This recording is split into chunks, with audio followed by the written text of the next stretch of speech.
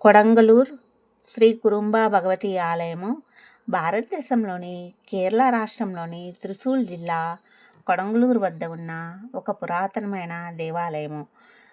మహాకాళి రూపమైన భద్రకాళి అమ్మవారు ఈ ఆలయంలో కొలువుదీరి ఉన్నారు. శ్రీ కురుంబ అని, కొడంగలూరు తల్లి అని కూడా పిలుస్తారు.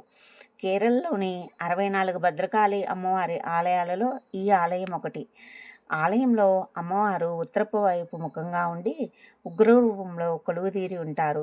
వివిధ రకాల ఆయుధాలతో అష్టభుజములను కలిగి ఉండి, ఒకటి రాక్షసరాజు దారుకుడి తల, మరొకటి కొడవలి ఆకారపు కత్తి, తర్వాత చీలమండలం, మరొకటి గంట, ఇతర ఆయుధాలను కలిగి ఉంటారు.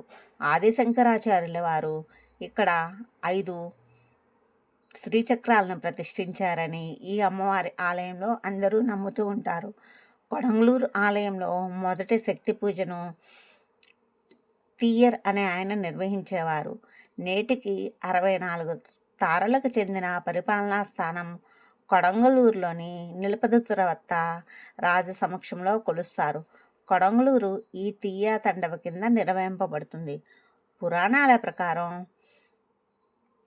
ఎలాగో అడిగల్ తమిళ కథ సెలవృత్తికారం కథానాయిక కన్నకి అమ్మన్ ఈ ఆలయంలోనే మోక్షాన్ని పొందిందని, ఆమె కొడంగలూరుకు వచ్చి కొడంగలూరు భద్రకాళిని ప్రార్థించి మూర్తిలో లీనమైపోయిందని అంటారు. ఈ ఆలయాన్ని సంగం యొక్క గొప్ప చేర చక్రవర్తి కదల్ పిరకోటియ చేరన్ చెంకుట్టువన్ నిర్మించాడని నమ్ముతారు.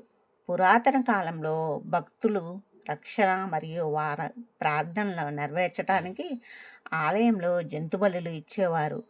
ఎక్కువగా పక్షులు, మేకల రూపంలో.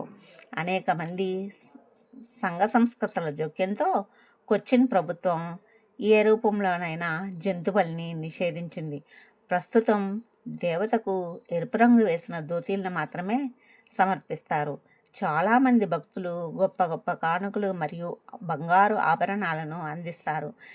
ఈ అమ్మవారి ఆలయము అత్యంత ఖరీదైన ఆభరణాలు ఈ ఆలయ సొంతం. ఈ ఆలయంలో భరణి పండుగ చాలా వేడుకగా చేస్తారు. ఆ సమయంలో భక్తులు ఆలయంలోకి ప్రవేశించే ముందు చేతుల్లో కర్రలతో ఆలయం చుట్టూ 3 సార్లు పరిగెత్తుతారు. ఈ ఆచారం వెనుక దారుక అనే రాక్షసుని చంపడాన్ని గుర్తు చేస్తుంది. మరియు ఈ కర్రలు గతంలో ఆచారం కోసం ఆయుధాలకు ప్రత్యామ్నాయంగా చెప్పబడతాయి. చాలా